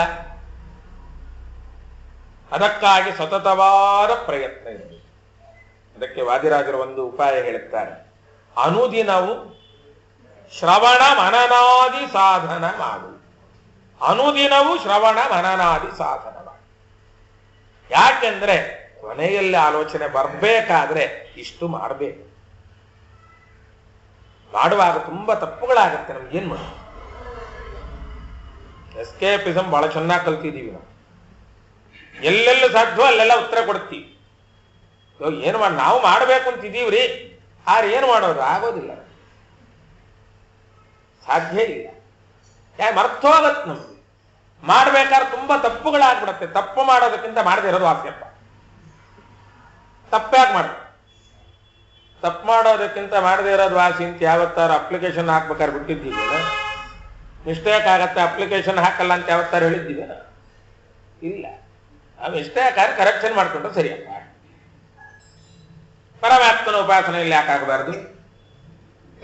ತಪ್ಪುಗಳಾಗಿದೆ, ಆ ತಪ್ಪನ್ನ ಕ್ಷಮಿಸಲಿಕ್ಕೆ ಅವನಿರೋದು. ಅದಕ್ಕೆ ದಾಸರಂದ್ರು, ತಪ್ಪುಗಳೆಲ್ಲವ ಪರಿಹರಿಸುವ ನಮ್ಮ ಅಪ್ಪನಲ್ಲವೇ ನೀನು. ತಪ್ಪು ಮಾಡುತ್ತೇವೆ ಸಹಜ. ಮಾಡಿದ ತಪ್ಪನ್ನ ಕ್ಷಮಿಸಿ ನಮ್ಮನ್ನ ಒಪ್ಪಿಕೊಳ್ಳುವ ಉದಾರತೆ ನಿನ್ನಲ್ಲುಂಟು, ಅದಕ್ಕೆ ನಿನ್ನ ಹತ್ರ ಬರ್ತೇವೆ. ಅಂಜಲೇತಕ್ಕೆ ಮನವೇ ಅನುಗಾಲವು. ಪರಮಾತ್ಮನ ಮುಂದೆ ಹೇಳ್ಕೊಳ್ಳೋಣ, ನಿರ್ಭಯವಾಗಿ ಹೇಳೋಣ. ಹೌದು, ನಾವು ತಪ್ಪು ಮಾಡಿದ್ವಿ, ಒಪ್ಕೊಳ್ತೀವಿ. ಆಗಲೇ ಪರಮಾತ್ಮ ಕ್ಷಮಿಸು. ತಪ್ಪು ಮಾಡಿದರೂ ಅದನ್ನು ಒಪ್ಪಿಕೊಳ್ಳದಿದ್ರೆ ದೊಡ್ಡ ಅಪರಾಧ. ಅದಕ್ಕೆ ಗೋಪಾಲದಾಸರು ಬಹಳ ಚೆನ್ನಾಗಿ ಹೇಳ್ತಾರೆ, ಅಪರಾಧ ಅನಂತ ಮಾಡಿ ನಾನಿನ್ನ ಮೊರೆ ಹೊಕ್ಕೆ, ಅಪಾರ ಕರುಣಿ ಗೋಪಾಲ ವಿಠಲ ಕಾಯೋ. ನೀನು ಅಪಾರ ಕರುಣಿ, ಎಲ್ಲ ತಪ್ಪನ್ನು ಕ್ಷಮಿಸ್ತಿ. ಅದಕ್ಕೆ ಪುರಂದರದಾಸರು ಹೇಳ್ತಾರೆ, ಎಷ್ಟು ತಪ್ಪು ಮಾಡಿದ್ದೇವೆ ಗೊತ್ತೇನೋ, ಹೇಳಿಕೊಳ್ಳಕ್ಕೂ ನಮ್ಗೆ ಬಾಯಿಲ್ಲ, ಅಂತ ತಪ್ಪು ಮಾಡಿ ಕೂತಿದ್ದಿ. ಭಿನ್ನಹಕ್ಕೆ ಬಾಯಿಲ್ಲ ಬಯ್ಯ. ಯಾಕೆ? ಅಷ್ಟಮದಗಳು ತುಂಬಿಕೊಂಡಿದೆ ನಮ್ಮಲ್ಲಿ. ಐಶ್ವರ್ಯದ ಮದ, ಸೌಂದರ್ಯದ ಮದ, ಧನದ ಮದ ಎಲ್ಲ ಇದೆ. ಆಸೆಗಳು ಬಿಟ್ಟಿಲ್ಲ, ಈಶಣತ್ರಯದಿಂದ ತುಂಬ ಹೋಗಿದ್ದೇವೆ, ಎಲ್ಲ ತುಂಬಿಕೊಂಡಿದೆ. ಆದ್ರೆ ಒಂದಿದೆ, ಅದಕ್ಕಾಗಿ ಧೈರ್ಯವಾಗಿ ನಿನ್ನ ಮುಂದೆ ನಿಂತಿದ್ದೀವಿ. ಏನು? ನಿನ್ನನ್ನ ನಂಬಿದರೆ ಉದ್ಧಾರ ಮಾಡ್ತೀಯ ಅನ್ನೋ ಗುರುಗಳ ಮಾತು ಕೇಳಿದ್ದೀವಿ, ನಿನ್ನ ಹತ್ರ ಬಂದಿದ್ದೀವಿ ಅಷ್ಟೆ. ಅದೊಂದೇ. ಮತ್ತೊಂದು ಕಡೆಯಲ್ಲಿ ದಾಸರು ಹೇಳಿದ ಒಂದು ಸೊಗಸಾದ ಮಾತಿದೆ, ನಾವು ನಿನ್ನ ಹತ್ರ ಸೇವಕರಾಗಿರ್ಲಕ್ಕೆ ಬಂದಿದ್ದೀವಿ, ನಾವೇ ನೀನಾಗ್ಲಕ್ಕೆ ಬಂದದ್ದಲ್ಲ. ಅಹಂ ಬ್ರಹ್ಮಾಸ್ಮಿ ಅಂತ ಹೇಳಲಿಕ್ಕೆ ಅವಕಾಶ ಇಲ್ಲ. ಯಾಕೆ? ನಮ್ಮಲ್ಲಿ ದೋಷಗಳು ಎಷ್ಟಿದೆ ಅಂತ ಗೊತ್ತು ನಮ್ಗೆ. ನಾವು ನೀನಾಗ್ಲಕ್ಕೆ ಸಾಧ್ಯ ಇಲ್ಲ. ನಿನ್ನ ಹತ್ರ ಸೇವೆ ಮಾಡಿಕೊಂಡಿರಬೇಕು ಅಂತ ಬಂದಿದ್ದೀವಿ. ನಿನ್ನ ಹೆಸರು ಹೇಳ್ಕೊಂಡು ಬರುತ್ತೀವಿ ಸಾಕು, ನೀನ್ ನಮಗೆ ಸಂಬಳ ಕೊಡುದು ಬೇಡ. ಹೌದಪ್ಪ, ಸೇವೆಗೆ ಬಂದಿದ್ದೀರಿ, ನಿಮ್ಮನ್ನು ನಂಬುವುದು ಹೇಗೆ? ಸೇವೆ ಮಾಡುವ ಅರ್ಹತೆ ನಿಮಗುಂಟು ಅನ್ನೋದಕ್ಕೆ ಎಕ್ಸ್ಪೀರಿಯನ್ಸ್ ಸರ್ಟಿಫಿಕೇಟ್ ಬೇಕು ನಮ್ಗೆ. ಎಲ್ಲಿ ಹೋದ್ರು ಅದನ್ನು ಕೇಳ್ತಾರೆ. ಏನ್ ಎಕ್ಸ್ಪೀರಿಯನ್ಸ್ ಅಂದ್ರೆ, ದಾಸರು ಬಹಳ ಸೊಗಸಾಗಿ ಹೇಳ್ತಾರೆ, ನಮ್ಮ ಎಕ್ಸ್ಪೀರಿಯನ್ಸ್ ಒಂದೇ ಒಂದು, ನಾವು ಆಚಾರ್ಯರ ಸಿದ್ಧಾಂತವನ್ನು ಅನುಸರಿಸ್ತಾ ಇದ್ದೀವಿ ಅಷ್ಟೇ. ಮಧ್ವರಾಯರ ಮನೆಯೋಳಿದ್ದೆ ನಾನು, ಇದೊಂದೇ ನಮಗಿರೋ ಅರ್ಹತೆ. ಪರಮಾತ್ಮ ಸ್ವೀಕಾರ ಮಾಡ್ತಾರೆ. ಯಾಕೆಂದ್ರೆ ಆಚಾರ್ಯರು ಬಹಳ ಸೊಗಸಾಗಿ ಕೊಟ್ಟ ಒಂದು ದೃಷ್ಟಾಂತ, ಘಾತಯಂತಿ ರಾಜಾನಃ ರಾಜಾ ಅಹಮಿತಿ ವದಂತು. ರಾಜನ ಮುಂದೆ ನಿಂತು ನಾನೇ ರಾಜ ಅಂತಂದ್ರೆ ಕ್ಷಮಿಸ್ತಾನೇನು? ಸಾಮಾನ್ಯ ವ್ಯಕ್ತಿಯೇ ಕ್ಷಮಿಸಲ್ಲ. ಯಾಕೆಂದ್ರೆ ಅವನಲ್ಲಿರೋ ಸಾಮರ್ಥ್ಯವೇ ಬೇರೆ, ನಮ್ಮಲ್ಲಿರೋ ಸಾಮರ್ಥ್ಯವೇ ಬೇರೆ. ಅದು ಕ್ಷಮಿಸಲ್ಲ ಅವನಷ್ಟೇ. ಒಬ್ಬ ರಾಜ ಮತ್ತೊಬ್ಬ ರಾಜನ ಮುಂದೆ ನಿಂತು ನಾನು ರಾಜ ಅಂತ ಹೇಳ್ಬೋದು, ಅವನಿಗೆ ಸಾಮರ್ಥ್ಯ ಉಂಟು. ಇಲ್ಲದ ಒಬ್ಬ ಸಾಮಾನ್ಯ ಸೈನಿಕ ರಾಜನ ಮುಂದೆ ನಿಂತು ನಾನೇ ರಾಜ ಅಂತ ಹೇಳಿದ್ರೆ, ಸಕಲ ದೋಷಗಳು ತುಂಬಿದ ನಾವು ಸಕಲ ಗುಣಪೂರ್ಣನಾದ ಭಗವಂತನ ಮುಂದೆ ನಾನೇ ಭಗವಂತ ಅಂತಂದ್ರೆ ಒಪ್ಪಲಿಕ್ಕಾಗತ್ತೇನು? ಸಾಧ್ಯ ಇಲ್ಲ. ಹಾಗಾಗಿ ಭಗವಂತನ ಚಿಂತನೆ ಸತತ ಇರಬೇಕು, ಅವನನ್ನ ಪ್ರಾರ್ಥನೆ ಮಾಡಬೇಕು. ದಾಸರು ನಾವಿನ್ನೇನು ಕೇಳುವುದಿಲ್ಲಪ್ಪ, ನಿನ್ನ ದಾಸರಾಗಿರ್ತೇವೆ, ಅದನ್ನ ಅನುಗ್ರಹ ಮಾಡು. ನಿನ್ನ ನಾಮಸ್ಮರಣೆ ಸದಾ ನಮ್ಮ ನಾಲಿಗೆ ಮೇಲಿರೋ ಹಾಗೆ. ನಾರಾಯಣ ನಿನ್ನ ನಾಮದ ಸ್ಮರಣೆಯ ಸಾರಾಮೃತವು ಎನ್ನ ನಾಲಿಗೆಗೆ ಬರಲಿ. ನಾವಿನ್ನೇನೂ ಕೇಳುವುದಿಲ್ಲ. ನಿನ್ನ ನಾಮಾಮೃತದ ಸಾರ ನಮ್ಮ ನಾಲಿಗೆಯಲ್ಲಿ ಸದಾ ನುಡಿಯುತ್ತಾ ಇದೆ. ಇನ್ನೇನು ಕೇಳ. ನಾವು ಸಮಯ ಇಲ್ಲ ಅಂತ ಹೇಳ್ತೀವಲ್ಲ, ದಾಸರು ಸಮಯ ತೋರಿಸಿದ್ದಾರಲ್ಲ, ಬೇಕಾದಷ್ಟು. ಭಾಗವತ ಹೇಳಿದ ಮಾತು, ಮಕ್ಕಳನ್ನ ಕರೀಬೇಕಲ್ವಾ, ಯಾವುದೋ ಬೇಡದೇ ಇರೋ ಶಬ್ದ ಬಳಸ್ತೇವಪ್ಪ. ಏ ಬಾರ, ಬೇಡದೇ ಇರೋ ಹೆಸರುಗಳೆಲ್ಲ ಹೇಳ್ತೇವೆ. ಪುಟ್ಟ, ಗುಂಡ, ಹೆಸರದು ಮಕ್ಕಳಿಗೆ ಇಟ್ಟರೋ ಹೆಸರು ಬೇರೆ, ಕರೀಲಿಕ್ಕೆ ಬೇರೆ ಹೆಸರು ಬರುತ್ತೀವಿ. ಆದ್ರೆ ಪರಮಾತ್ಮನ ಹೆಸರು ಕರೆದ್ರೆ ಏನಾಗುತ್ತೆ? ಸಾಂಕೇತ್ಯಂ ಪಾರಿಹಾಸ್ಯಂ ವಾ ಸ್ತೋಭಂ ಹೇಳನಮೇವ ವೈಕುಂಠ ನಾಮಗ್ರಹಣಂ ಅಶೇಷ ಅಘಹರಂ. ಮಕ್ಕಳ ಹೆಸರು ಕರೆಯುವ ನೆಪದಲ್ಲಿ ಹೇಳಬಹುದು, ಏನೋ ಕೆಲಸ ಮಾಡ್ತಾ ಇದ್ದೇವೆ, ಬಾಯಿಗೇನು ಕೆಲಸ ಇಲ್ಲ. ಬಾಯಿಗೆ ಕೆಲಸ ಇರೋದು ಎರಡೇ ಸಮಯದಲ್ಲಿ. ಒಂದು ಹರಟೆ ಹೊಡೆದ್ರೆ ಇದ್ರೆ ಊಟ ಮಾಡಿದ್ವಿ, ಬೇರೆ ಕೆಲಸ ಇದೆಯೇನು ಬಾಯಿಗೆ? ಕೈಯಲ್ಲಿ ಕೆಲಸ ಮಾಡ್ತಾ ಇದ್ದೀವಿ, ಬಾಯಲ್ಲಿ ನಾಮಸ್ಮರಣೆ ಮಾಡ್ಲಿಕ್ಕೇನು? ಓಡಾಡ್ತಾ ಇದ್ದೀವಿ, ಕಾಲಿಗೆ ಕೆಲಸ, ಬಾಯಿಗೇನು ಕೆಲಸ ಇಲ್ಲ, ನಾಮಸ್ಮರಣೆ ಮಾಡಬಹುದು. ಯಾವುದೋ ವಸ್ತು ನೋಡ್ತಾ ಇದ್ದೇವೆ, ಬಾಯಿಗೆ ಕೆಲಸ ಇಲ್ಲ, ನಾಮಸ್ಮರಣೆ ಮಾಡಬಹುದು. ದಾರಿಯ ನಡೆವಾಗ ಭಾರವ ಹೊರುವಾಗ ಕೃಷ್ಣಾಯನ ಬಾರದೆ, ಕೃಷ್ಣನ ನೆನೆದರೆ ಕಷ್ಟ ಒಂದಿಷ್ಟು ಇಲ್ಲ. ಸಮಯ ಇದೆ. ಯಾವುದೋ ವಸ್ತು ಎತ್ತಾ ಇದ್ದೇವೆ, ಭಾರ, ಆ ಭಾರ ಎತ್ತುವಾಗ ಬೇಡದ ಶಬ್ದ ಬಳಸ್ತೇವೆ, ಅದನ್ನೇ ಸ್ತೋಭ ಅಂತ ಭಾಗವತ ಕರೀತಾರೆ. ಉಸ್ಸಪ್ಪ ಅಂತಾರೆ. ಏನು ಉಸ್ಸಪ್ಪ ಅಂತ? ಆಯಾಸ ಆಯ್ತು, ಕೆಳಗೆ ಕೂತ್ಕೊಳ್ಳೋ ಉತ್ಸಪ್ಪ. ಏನದ್ರ ಅರ್ಥ ಏನು ಗೊತ್ತಿದೆಯಾ ನಮ್ಗೆ? ಇಲ್ಲ. ಆದ್ರೆ ದಾಸರಂದರು ಭಾರ ಎತ್ತಿ ಇಳಿಸಿ ಆಯಾಸ ಆಯ್ತಲ್ಲ, ಪರಮಾತ್ಮನ ಸ್ಮರಣೆ ಮಾಡ್ರಿ. ಹರಿ ಆಯಾಸವನ್ನ ಪರಿಹರಿಸ್ತಾನೆ. ಹರತಿ ಯಾವ ದುಃಖವನ್ನ ಪರಿಹರಿಸ್ತಾನೆ, ಆಯಾಸವನ್ನ ಪರಿಹರಿಸ್ತಾನೆ, ಪಾಪಗಳನ್ನೇ ಪರಿಹರಿಸ್ತಾನೆ. ಅದಕ್ಕೆ ದಾಸರು ಹರಿಹರಿ ಎಂದು ಒದರು, ಹತ್ತಿದ ಪಾಪಗಳಿಗೆ ಬೆದರು. ಪರಮಾತ್ಮನ ಸ್ಮರಣೆ ನಿರ್ಭಯವಾಗಿ ಮಾಡಿ, ಏನು ಚಿಂತೆ ಇಲ್ಲ. ಯಾರಿಗೋಸ್ಕರ ಹೆದರ್ತೀರಿ? ಅಂಜಲೇತಕ್ಕೆ ಮನವೇ ಅನುಗಾಲವು. ಯಾಕೆ ಹೆದರ್ಬೇಕು? ಬಹಳ ಎಚ್ಚರಿಕೆ. ನಾವು ಸಂಕೋಚ ಪಟ್ಕೊಳ್ತೇವೆ. ಎಲ್ಲಿಯವರೆಗೆ ಸಂಕೋಚ ನಮಗೆ? ನಾವು ಪರಮಾತ್ಮನ ಸ್ಮರಣೆ ಮಾಡುವವರು ಅಂತ ಹೇಳುವ ಸಂಕೇತಗಳನ್ನು ಬಳಸಲಿಕ್ಕೂ ಸಂಕೋಚ ಇದೆ. ವೈಷ್ಣವ ಚಿಹ್ನೆ ಧರಿಸಲಿಕ್ಕೆ ಸಂಕೋಚ. ನಮ್ ಫೇಸ್ ಕಟ್ ನೋಡಿ ಯಾರಾದ್ರೂ ಎದುರಿಗಿದ್ದವರು, ನೀವು ಇಂಥವ್ರ ಮಗ ಅಲ್ವೇನ್ರಿ, ನೀವು ಫೇಸ್ ಕಟ್ ನೋಡಿದ್ರೆ ಗೊತ್ತಾಗತ್ತೆ ಅಂತಾರೆ. ಖುಷಿ ನಮ್ಗೆ. ನಮ್ಮನ್ನ ಇಂಥವ್ರ ಮಕ್ಕಳು ಅಂತ ಐಡೆಂಟಿಫೈ ಮಾಡ್ಬಿಟ್ಟು, ವೈಷ್ಣವ ಚಿಹ್ನೆಯಿಂದ ನೀವು ವಿಷ್ಣು ಭಕ್ತರ ಅಂತ ಐಡೆಂಟಿಫೈ ಮಾಡಿದ್ರೆ ಸಂಕೋಚ ಯಾಕೆ ಪಡಬೇಕು? ಗೋಪಾಲದಾಸರು ಎಚ್ಚರಿಸಿದ ಮಾತು, ನಿನ್ನವರಲ್ಲಿ ಇವಾಗ ಇನ್ನೂ ರತಿಯನ್ನು ಕಂಡು ನಿನ್ನವನೆಂದು ಅರಿದು, ನಿನ್ನವನೆಂದು ಅರಿದು. ವೈಷ್ಣವೋತ್ತಮರ ಸಹವಾಸದ ಫಲ ಆ ವಿಷ್ಣು ಭಕ್ತಿ ಬೆಳೆಯತ್ತೆ, ಅದಕ್ಕೆ ಅವಕಾಶ ಇದೆ. ಅದಕ್ಕೆ ದಾಸರಂತಾರೆ, ಇಷ್ಟು ದಿವಸ ಸಂಪತ್ತಿನ ಜೊತೆಗಿದ್ದ ಯಾರು ಗುರುತಿಸ್ಲಿಲ್ಲ, ಯಾರು ಹತ್ರ ಬರಲಿಲ್ಲ.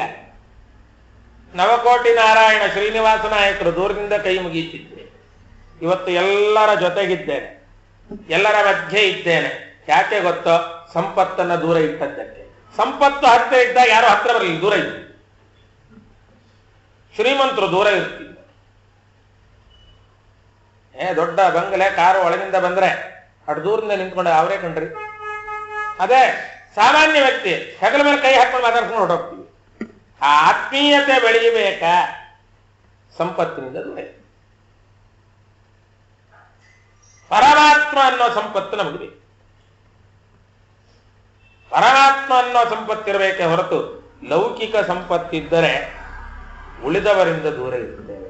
ಸ್ವಲ್ಪ ಅಹಂಕಾರ ಹೆಚ್ಚಾಗುತ್ತೆ, ಧನಮದ ಬಂದುಬಿಡುತ್ತೆ. ಅಲ್ಪ ಸ್ವಲ್ಪ ತಿಳಿದ್ವಿ, ಪ್ರಯೋಜನ ಇಲ್ಲ. ತಿಳಿದವರ ಹತ್ತಿರ ಮತ್ತೆ ಮತ್ತೆ ಕೇಳಿ ತಿಳಿಯಬೇಕು. ಅದಕ್ಕೆ ದಾಸರುತ್ತಾರೆ ಸಜ್ಜನರ ಸಹವಾಸ ಬೇಕು. ಸಂಘವಾಗಲಿ ಸಾಧು ಸಂಘವಾಗಲಿ. ಸಜ್ಜನರ ಸಹವಾಸದ ಫಲ ಪರಮಾತ್ಮನ ಹತ್ತಿರ ಹೋಗ್ತೇವೆ.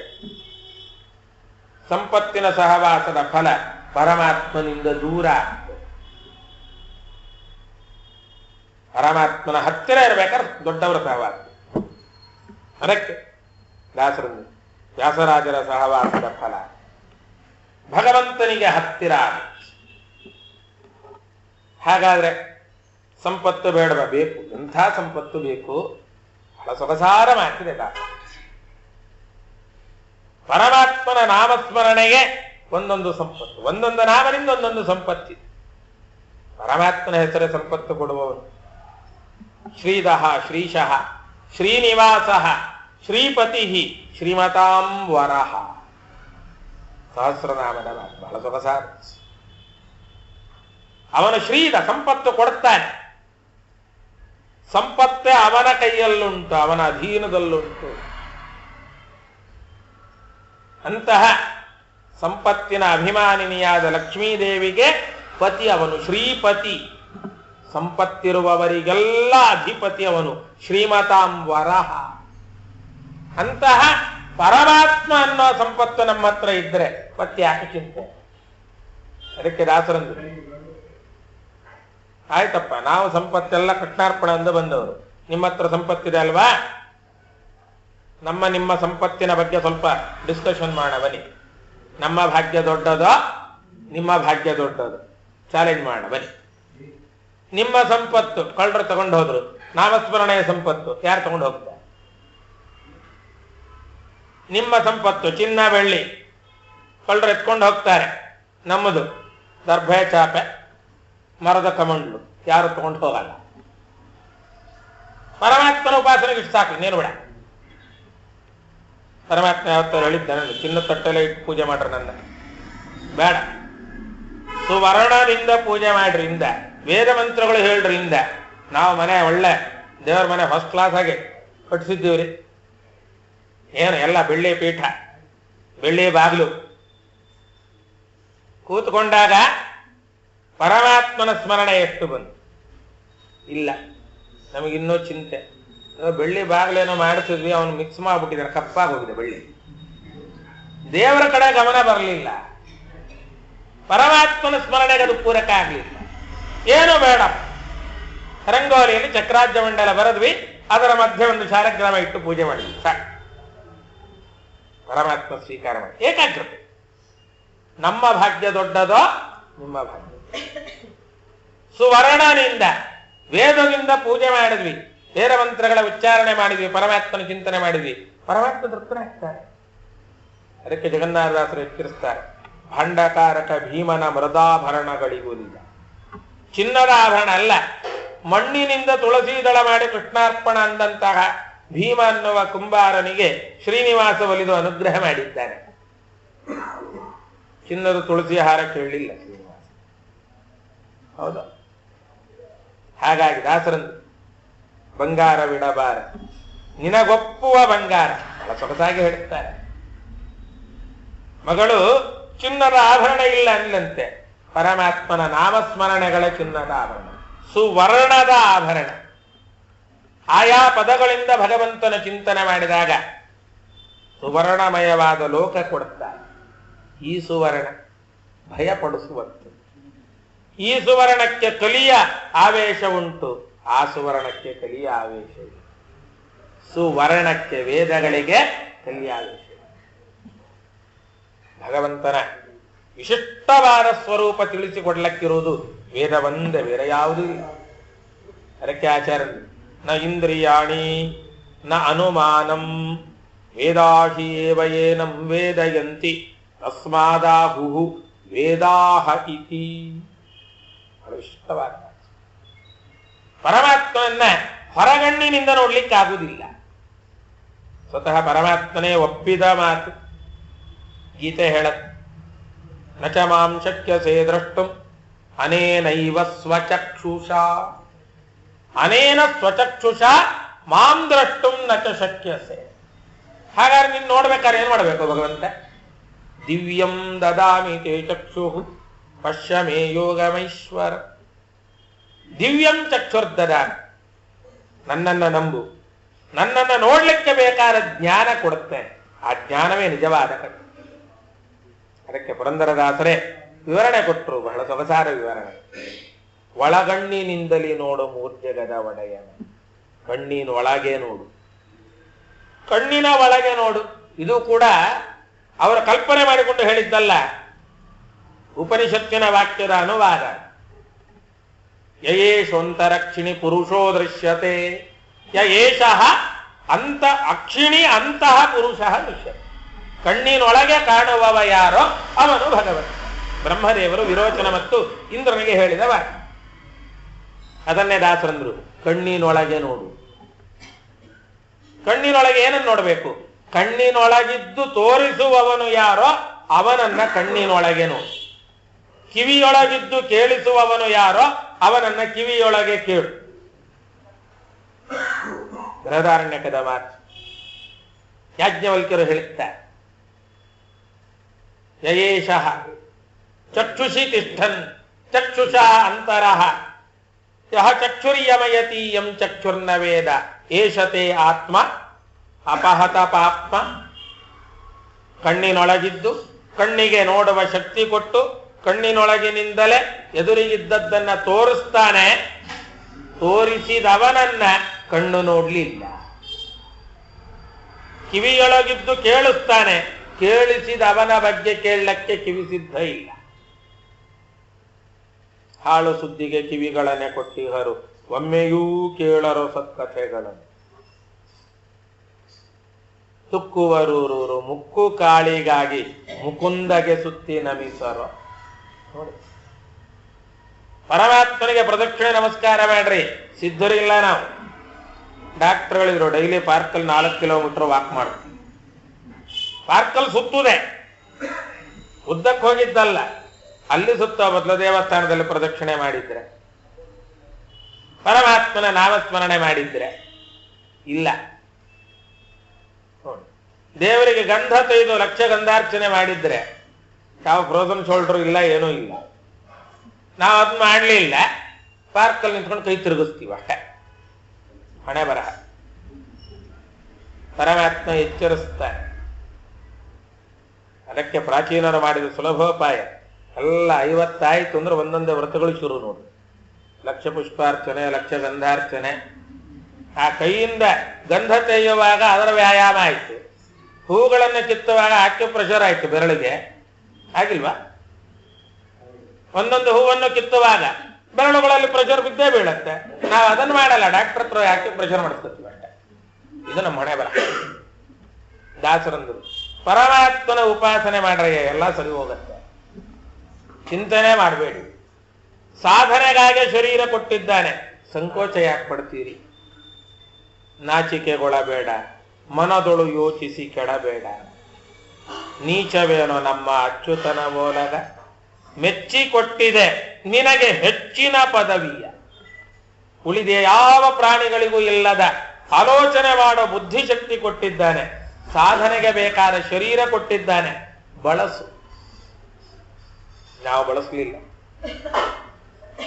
ಸಾಕಲ್ಯದಿಂದ ಶಾಲಗ್ರಾಮಕ ಅಭಿಷೇಕ ಆಕಳ ಹಾಲಲ್ಲಿ ಮಾಡದೆ 4 ನಾಯಿಗಳ ಸಾಕಿ ಮನೆಯಲ್ಲಿ ಬದುಕಬೇಕೆಂದು ಹಾಲು ಇದೆ.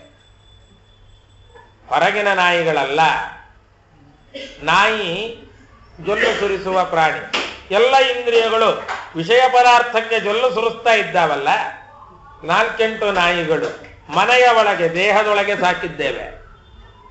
ಆ ಇಂದ್ರಿಯಗಳಿಗೆ ಬೇಕಾದ್ದನ್ನು ಕೊಡ್ತಾ ಇದ್ದೇವೆ. ಇಂದ್ರಿಯಗಳನ್ನ ಕೊಟ್ಟ ಭಗವಂತನನ್ನು ಮರೀತಾ ಇದ್ದೇವೆ. ಇದು ನಾವು ಮಾಡ್ತಾ ಇರುವ ತಪ್ಪು. ಅದನ್ನೇ ದಾಸರು ಎಚ್ಚರಿಸಿ ಬಹಳ ಸೊಗಸಾದ ಮಾತನ್ನ ಹೇಳುತ್ತಾರೆ. ಎಲ್ಲ ಅನುಗ್ರಹ ಪರಮಾತ್ಮ ಸುಲಭವಾಗಿ ಮಾಡಲಿಕ್ಕೆ ಸಿದ್ಧನಾಗಿದ್ದಾನೆ. ಆದರೆ ನಾವದನ್ನ ಮಾಡ್ತಾ ಇಲ್ಲ. ಕೊಟ್ಟ ಶರೀರವನ್ನ ಬಳಸ್ತಾ ಇಲ್ಲ. ವ್ಯರ್ಥವಲ್ಲವೇ ಜನ್ಮ? ಯಾಕೆಂದರೆ ಪರಮಾತ್ಮನ ನಾಮಸ್ಮರಣೆ ಮಾಡ್ತಾ ಇಲ್ಲ. ನಿತ್ಯ ಭಗವಂತನಿಗೆ ತುಳಸಿ ಪುಷ್ಪಗಳ ಸಮರ್ಪಣೆ ಇಲ್ಲ. ಬೇಡದೇ ಇರೋದನ್ನೆಲ್ಲ ಬೇಕಾರಕ್ಕೆ ಮಾಡ್ತಾರೆ. ಮನೆಯ ಮುಂದೆ ತುಳಸಿ ಗಿಡ ಬೆಳೆಸಬೇಕು ಅಂದ್ರೆ ನಮಗೆ ಜಾಗ ಇಲ್ಲ. ಫ್ಯಾನ್ಸಿ ಪ್ಲಾಂಟ್ಸ್ ಬೇಕಾಷ್ಟು ಹಾಕಿದ್ವಿ. ಮನಿ ಪ್ಲಾಂಟ್, ಆ ಮನಿ ಪ್ಲಾಂಟ್ ತಿರ್ಗಾ ಬರಗ ಆಗ್ಬಿಡುತ್ತೆ, ನೀಮ್ ಪ್ಲಾಂಟ್ ಆಗಿ ಹೋಗ್ಬಿಡುತ್ತೆ. ಜೀವನ ಎಲ್ಲ ಕಹಿಯೇ. ತುಳಸಿಯನ್ನ ಬೆಳೆಸ್ರಿ, ತುಲಾ ನ ಆಸಿ. ಸಮರ ಇಲ್ಲ ಪರಮಾತ್ಮನ ಲೋಕಕ್ಕೆ ಕರೆದೊಯ್ಯುವಂತ. ಯಾಕೆಂದ್ರೆ ಶಾಸ್ತ್ರ ಬಹಳ ಸೊಗಸಾಗಿ ಹೇಳುತ್ತೆ, ಇನ್ನೇನು ಮಾಡಬೇಡ್ರಪ್ಪ, ನೀವೇನು ಮಾಡಿದಿದ್ರೆ ಬೇಡ, ಒಂದು ತುಳಸಿ ದಳ ಪರಮಾತ್ಮನಿಗೆ ಸಮರ್ಪಣೆ ಮಾಡಿ ಸರ್. ನ್ಯಸ್ತ ತಚ್ಚರಣೆ ವಿಮುಕ್ತಿ ಫಲದ ತುಳಸಿ. ನಿತ್ಯ ತುಳಸಿಯ ದರ್ಶನ ಮಾಡಿದ್ರು ಸಾಕು, ಪಾಪ ಪರಿಹಾರ ಆಗುತ್ತೆ. ಸ್ಪರ್ಶ ಮಾಡಿದ್ರೆ ಚರ್ಮ ರೋಗ ಹೋಗುತ್ತೆ. ಯಾ ದೃಷ್ಟ ನಿಖಿಲಾಗ ಸಂಘಶಮನಿ ಸ್ಪೃಷ್ಟ ವಪುಃಪಾವನಿ ರೋಗಾಣಾಮಭಿವಂದಿತ ನಿರಸನಿ ಸಿಕ್ತ ಅಂತಕತ್ರಾಸಿನಿ. ಬಹಳ ವಿಶಿಷ್ಟವಾದ ಒಂದು ಕ್ರಮ ಇದೆ. ಮೇಲ್ನೋಟಕ್ಕೆ ನೋಡೋರು ಸ್ವಲ್ಪ ವಿಪರೀತವಾಗಿ ಕಾಣುವಂತ.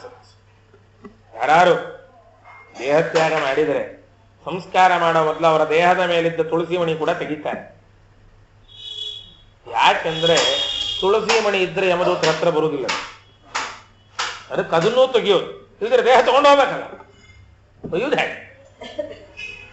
ತುಳಸಿಗೆ ಅಷ್ಟು ಸಾಮರ್ಥ್ಯ ಉಂಟು. ಆ ತುಳಸಿಯನ್ನ ಬೆಳೆಸಲಿಕ್ಕೆ ನಾವು ಸಿದ್ಧರಿಲ್ಲ. ತುಳಸಿಯನ್ನ ಪರಮಾತ್ಮನಿಗೆ ಅರ್ಪಣೆ ಮಾಡ್ಲಿಕ್ಕೆ ಸಂಕೋಚ ನಮಗೆ. ಆದ್ರೆ ಎಚ್ಚರಿಕೆ ಕೊಡುತ್ತಾರೆ, ಉಳಿದದ್ದೇನು ಮಾಡ್ರಿ ಬಿಡ್ರಿ, ಪರಮಾತ್ಮನ ಸ್ಮರಣೆ ಮಾಡ್ರಿ ಕಲಿಸ್ತಾರೆ. ಭಾಷ್ಯದಲ್ಲಿ ಪರಮಾತ್ಮನ ಚಿಂತನೆ ಮಾಡ್ರಿ, ಆಂತರಿಕವಾಗಿ ಪರಮಾತ್ಮನ ಚಿಂತನೆ. ಮೊದಲು ಭಾಷ್ಯದಲ್ಲಿ, ಆಮೇಲೆ ಒಳಗೆ. ನಿನ್ನೆ ದಿವಸ ನೋಡಿದ್ದೇವೆ, ಊರ ದೇವರ ಮಾಡಬೇಕು, ತನ್ನೊಳಗೆ ತಾನು ಊರ ದೇವರ. ಊರು ಈ ದೇಹ, ಇದರೊಳಗಿರುವ ದೇವ ಭಗವಂತ, ಅವನ ಉಪಾಸನೆ ಮಾಡಿ. ಬೇಕಾದಷ್ಟು ಬಲಿ ಕೊಡ್ರಿ, ಅಷ್ಟಮದಗಳಿದ್ದಾವೆ, ಅರಿಷಡ್ವರ್ಗಗಳಿದ್ದಾವೆ, ಎಲ್ಲ ಬಲಿ ಹಾಕಿ ಪರಮಾತ್ಮನ ಉಪಾಸನೆ ಮಾಡಿ. ವೈಭವದಿಂದ ಊರ ದೇವರ ಜಾತ್ರೆ ಮಾಡಿ. ಹಿಂದಿನ ಶರೀರಗಳಲ್ಲಿ ಮಾಡ್ಲಕ್ಕಾಗಿಲ್ಲ, ಈಗ ಮಾಡ್ಲಕ್ಕ ಅವಕಾಶ. 2 ವರ್ಷದಿಂದ ಊರಲ್ಲಿ ಜಾತ್ರೆ ಮಾಡಿಲ್ರಿ, ಬರಗಾಲ. 2 ವರ್ಷ ಅಲ್ಲ, ಎಷ್ಟು ಶರೀರದಲ್ಲಿ ಮಾಡಿಲ್ವೋ ಗೊತ್ತಿಲ್ಲ. ಏಸೋಕಾಯಂಗಳ ಕಳೆದು 84 ಲಕ್ಷ ಜೀವರಾಶಿಯನ್ನು ದಾಟಿ ಬಂದ ಈ ಶರೀರ ಸಾಧನೆಗೆ ಅನುಕೂಲ ಇದೆ, ಮಾಡಲಿಲ್ಲ. ಅದಕ್ಕೆ ದಾಸರಂತಾರೆ, ಮರೆಯಬೇಡ ಮನವೇ ನೀನು ಹರಿಯ ಸ್ಮರಣೆಯ. ಪರಮಾತ್ಮನ ಸ್ಮರಣೆ ಇಲ್ಲದೆ ಏನು ಮಾಡಿದರೂ ಪ್ರಯೋಜನ. ಎಷ್ಟು ಯಜ್ಞಗಳು ಮಾಡಬಹುದು, ಯಾಗಗಳು ಮಾಡಬಹುದು, ತಪಸ್ಸು ಮಾಡಿರಬಹುದು, ಮಂತ್ರ ಜಪ ಮಾಡಿರಬಹುದು, ಮಂತ್ರ ಸಿದ್ಧಿ ಪಡೆದಿರಬಹುದು, ಪರಮಾತ್ಮನ ಸ್ಮರಣೆ ಮಾಡಲಿಲ್ಲ. ನನಿಷ್ಪುನಂತಿ ರಾಜೇಂದ್ರ ಸುರಾ ಕುಂಭಮಿವ ಅಪಗ. ಭಾಗವತ ಒಂದು ಒಳ್ಳೆ ದೃಷ್ಟಾಂತ. ಪ್ರಾಯಶ್ಚಿತ್ತಾನಿ ಚೀರ್ಣಾನಿ ನಾರಾಯಣ ಪರಾಂಗುಖೈಹಿ ನನಿಷ್ಪುನಂತಿ ರಾಜೇಂದ್ರ. ಬೇಕಾದಷ್ಟು ಪ್ರಾಯಶ್ಚಿತ್ತ ಹೋಮಗಳು ಮಾಡಿಸಿದ್ದು ಹೇಳಿದ್ರು. ಯಾರು? ಗ್ರಹದೋಷ ಇದೆ ಮಾಡ್ರಿ. ಆಯ್ತು, ಎಲ್ಲರಿಗೂ ಬೆಳ್ಳಿ ಬಟ್ಲಲ್ಲಿ ನವಧಾನ್ಯ ಇಟ್ಟು ದಾನ ಕೊಟ್ವಿ, ಎಲ್ಲ ಮಾಡಿದ್ವಿ, ಪರಮಾತ್ಮನ ಸ್ಮರಣೆ ಇಲ್ಲ. ಎಲ್ಲ ಮಾಡಿದ್ವಲ್ಲ, ಪರಮಾತ್ಮನ ಸ್ಮರಣೆ ಇರಲ್ಲ. ಹೌದು, ಎಲ್ಲ ಮಾಡಿದ್ವಿ. ಎಲ್ಲಿ? ಚೌಟ್ರಲ್ಲಿ, ಮನೇಲಿ ದೇವ್ರ ಪಟ್ಟಿಗೆ ಅಲ್ಲೇ ಪೂಜೆ ಮಾಡಿದ್ವಿ. ಮತ್ತೆ ಎಷ್ಟು ಮಾಡಿ ಏನು ಉಪಯೋಗ? ನಮ್ಮ ಗುರುಗಳು ಹಾಸ್ಯ ಮಾಡ್ತಿರ್ತಾರೆ. ಮದುವೆ ದೇವರ ಸಮಾರಾಧನೆ ಮಾಡಿದ್ದಾರೆ ಚೌಲ್ಟ್ರಿಲಿ, 100 ಜನಕ್ಕೆ ಊಟ ಹಾಕಿದ್ದಾರೆ, ಮನೇಲಿ ದೇವ್ರ ಪಟ್ಟಿಗೆ ಮಾತ್ರ ತೆಗದೇ ಇಲ್ಲ. ದೇವರ ಸಮಾರಾಧನೆ ಮಾಡಿದ್ದು, ಮತ್ತೇನು ಉಪಯೋಗ? ನಾರಾಯಣ ಪರಾಂಗುಖೈಹಿ ನನಿಷ್ಪುನಂತಿ. ಅದಕ್ಕೊಂದು ಒಳ್ಳೆ ವೃತ್ತಾಂತ ಕೊಡತ್ತೆ ಭಾಗವತ. ಅದ್ಭುತವಾದ ದೃಷ್ಟಾಂತ. ಸುರಾಕುಂಭಮಿವಾಪಗ, ಚಿನ್ನದ ತಂಬಿಗೆಯಲ್ಲಿ ಮದ್ಯ ತುಂಬಿ ಗಂಗೆಯಲ್ಲಿ ಎಷ್ಟು ವರ್ಷ ಮುಳುಗಿಸಿಟ್ರೆ ಅದು ಶುದ್ಧ ಆಗತ್ತೆ. ಸುರಾಕುಂಭ ಮುಳುಗಿಸಿದ್ದು ಗಂಗೆಯಲ್ಲೇ, ಪ್ರಯೋಜನ ಏನು? ಒಳಗೆ ತುಂಬಿದ್ದು ಮದ್ಯ, ಪ್ರಯೋಜನ. ಹಾಗೆ ಭಗವಂತನನ್ನ ಮರೆತು ಎಷ್ಟು ಯಜ್ಞಯಾಗಗಳು ಮಾಡಲಿ, ತಪಸ್ಸು ಮಾಡಲಿ, ಪ್ರಯೋಜನ ಇಲ್ಲ. ಪರಮಾತ್ಮಂತ ಇದರಿಂದಲ ರಾಮದಾಸರ ಬಗ್ಗೆ ಒಂದು ಅದ್ಭುತವಾದ ಕಥೆ ಇದೆ, ಬಹಳ ಸ್ವಾರಸ್ಯ. ಶ್ರೀನಿವಾಸನ ಭಕ್ತರಲ್ಲೊಬ್ಬರು ರಾಮದಾಸರು ಅಂತ, ಭದ್ರಾಚಲ ರಾಮದಾಸರು ಅಂತ ಪ್ರಸಿದ್ಧಿ. ರಾಮದೇವರ ಉಪಾಸನೆ ವಿಶೇಷ ಮಾಡಿದ ವ್ಯಕ್ತಿ. ಅವರ ಜೀವನದಲ್ಲೊಂದು ಕಷ್ಟರ ಪರಿಸ್ಥಿತಿ ಬಂತು. ಯಾರೋ ಹಿತಶತ್ರುಗಳು, ಇವರ ಜೊತೆ ಚೆನ್ನಾಗೇ ಇದ್ರು. ಅವರ ಮೇಲಧಿಕಾರಿ ಹತ್ರ ಹೋಗಿ ಹೇಳಿದ್ರಂತೆ, ನಿಮ್ ದುಡ್ಡೆಲ್ಲ ಅವ್ರು ಬಳಸ್ಕೊಂಡು. ಸರಿ, ಏನೋ ಅಲ್ಪ ಸ್ವಲ್ಪ ವ್ಯತ್ಯಾಸಗಳು ಕಂಡಂತೆ ಇತ್ತು, ಬಂಧನದಲ್ಲಿಟ್ರು. ಆದರೆ ಬಂಧನದಲ್ಲಿದ್ರು ರಾಮದಾಸರು ಪರಮಾತ್ಮನ ಚಿಂತನೆ ಮಾತ್ರ ಬಿಡಲಿಲ್ಲ. ನಿರಂತರ ಭಗವಂತನ ನಾಮಸ್ಮರಣೆ ಮಾಡ್ತಾರೆ. ಮೇಲಧಿಕಾರಿ ಇತರ ಜಾತಿಯವ, ಮುಸಲ್ಮಾನ, ಒಬ್ಬ ನವಾಬ. ಅವನಿಗೆ ಒಂದು ರೀತಿ ಕನಸು ಕಂಡ ಹಾಗಾಯ್ತು. ಒಬ್ಬ ವ್ಯಕ್ತಿ ಬಂದ, ರಾಮದಾಸರು ಕಳಿಸಿದ್ದಾರೆ, ನಿಮ್ಮ ಹಣವನ್ನು ಒಪ್ಪಿಸಿ ಹೋಗಲಕ್ಕೆ ಬಂದಿದ್ದಾರೆ. ಎಣಿಸಿದ್ರು ಎಲ್ಲ ಹಣ ಸರಿಯಾಗಿದೆ, ಇಷ್ಟು ದೊಡ್ಡ ಮೊತ್ತ ನಿನ್ನ ಒಬ್ಬನ ಕೈಯಲ್ಲಿ ಕಳಿಸಿದ್ದಾನಲ್ಲ ರಾಮದಾಸ, ಅವನಿಗೆಷ್ಟೋ ನಿನ್ನ ಮೇಲೆ ನಂಬಿಕೆ. ಆ ವ್ಯಕ್ತಿಯನ್ನಂತೆ ನನ್ನನ್ನು ತುಂಬಾ ನಂಬಿದ್ದಾರು. ಹಾಗಾಗಿ ಅವರ ಜೊತೆಗೆ ಇದ್ದೆ. ಎಷ್ಟು ವರ್ಷದಿಂದ ಕೆಲಸ ಮಾಡ್ತಾ ಇದ್ವಿ, ಸುಮಾರು ವರ್ಷ ಆಯ್ತು, ಲೆಕ್ಕ ಇಲ್ಲ. ಹೋಗಲಿ, ಇಷ್ಟು ವರ್ಷದಿಂದ ಕೆಲಸ ಮಾಡ್ತಾ ಇದ್ದೀಯಲ್ಲ, ಸಂಬಳ ಎಷ್ಟು ಕೊಡ್ತಾನೆ ರಾಮದಾಸನ? 1 ಲಕ್ಷ. 1 ಲಕ್ಷ ಕೊಡ್ತಾನೆ. ನವಾಬ ಹೇಳಿದೆ, ನಾನು 2 ಲಕ್ಷ ಕೊಡ್ತೇನೆ, ನಿನ್ನಂಥ ನಂಬಿಗತ್ತ ಬೇಕು, ನನ್ನ ಹತ್ರ ಬಾ, ನಾನು 2 ಲಕ್ಷಕ್ಕೆಲ್ಲ ಕೆಲಸ ಮಾಡ್ಲಿಕ್ಕೆ ಬರುವುದಿಲ್ಲ. 1 ಲಕ್ಷ ಕೊಟ್ಟರೆ ಬರ್ತೇನೆ. ಅವನು 1 ಲಕ್ಷ ಕೊಡ್ತಾ ಇದ್ದಾನೆ, ಬರ್ತಾ ಇದ್ದ. ರಾಜನಿಗೆ ಏನೋ ವಿಚಿತ್ರ ವ್ಯಕ್ತಿ ಇವನು, 1ಕ್ಕೆ 2 ಕೊಡ್ತೀನಿ ಅಂದ್ರೆ ಬರಲ್ಲ ಅಂತಾನೆ. ನಿನ್ನ ಹಣೆ ಬರ ಹೋಗುಂಡ. ಹೊರ ದಿವಸ ತನ್ನ ಮಂತ್ರಿಗಳನ್ನು ಕರೆದ, ಎಲ್ಲ ವಿಚಾರ ಮಾಡಿ, ರಾಮದಾಸನ ಬಿಟ್ಬಿಡ್ರಿ. ಬಿಟ್ಟ ಮೇಲೆ ಕರೆಸಿದ್ನಂತ ಬಾಯಿ. ಅದು ಎಂಥ ಸೇವಕನ ಇಟ್ಕೊಂಡಿದೀಯ, 1ಕ್ಕೆ 2 ಸಂಬಳ ಕೊಡ್ತೀನಿ ಅಂದ್ರೆ ಬರಲ್ಲ ಅಂತಾನೆ. ರಾಮದಾಸ ಅಂದ, ನನ್ನ ಹತ್ರ ಯಾರು ಸೇವಕರಿಲ್ಲ ಸ್ವಾಮಿ. ನೀನೇ ಕೊಟ್ಟು ಕಳಿಸಿದ್ದಿ ದುಡ್ಡು. ಅವನು ತಂದು ಕೊಟ್ಟಿದ್ದಾನೆ, 1 ಲಕ್ಷ ಸಂಬಳ ಕೊಡ್ತೀಯಂತೆ ನೀನು. ಆಗ ರಾಮದಾಸ ಅಂದ, ನಾನು 1 ಲಕ್ಷ ಕೊಟ್ಟದ್ದು ಹೌದು, ಪರಮಾತ್ಮನ ಕಡೆಗೆ 1 ಲಕ್ಷ ಕೊಟ್ಟದ್ದು ಅವನೇ ಬಂದು ಉಳಿಸಿದ್ದು. ಲಕ್ಷ ಗಮನ, ಹಣ ಅಲ್ಲ. ಅದಕ್ಕೆ ಅವನು ಹೇಳಿದ್ದು 2 ಲಕ್ಷ ಕೊಟ್ರೆ 2 ಕಡೆ ಗಮನ ಇದ್ರು ಬರುವುದು, ಒಂದೇ ಗಮನ ಪರಮಾತ್ಮನ. ಅವನ ಉಪಾಸನೆ ಮಾಡಿದರೆ ಭಗವಂತ ನಮ್ಮ ಬಳಿಗೆ ಬರ್ತಾನೆ, ಬಂದು ನಮ್ಮೊಂದಿಗಿರ್ತಾನೆ, ಸದಾಕಾಲ ರಕ್ಷಣೆ ಮಾಡಲಿಕ್ಕೆ ಸಿದ್ಧನಾಗಿರ್ತಾನೆ.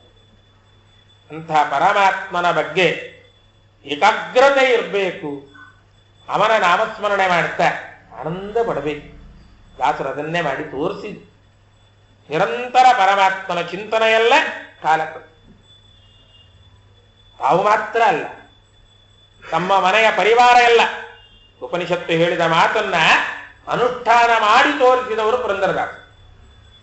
ಎಲ್ಲ ಹರಿದಾಸರು ಮಾಡಿದ್ದಾರೆ, ಇಲ್ಲ ಅಂತಲ್ಲ, ಸ್ಪಷ್ಟವಾಗಿ ಕಾಣ್ತಾ ಉಂಟು. ಹೆಂಡತಿ ಮಕ್ಕಳು ಎಲ್ಲ ದಾರಾನ್ ಸುತಾನ್ ಪ್ರಿಯಾನ್ ಪ್ರಾಣಾನ್ ಪರಸ್ಮೈ ಸನ್ನಿವೇದೈ. ಹೆಂಡತಿ ಮಕ್ಕಳು ಎಲ್ಲ ಪರಮಾತ್ಮನ ಸಮರ್ಪಣೆ ಮಾಡಿ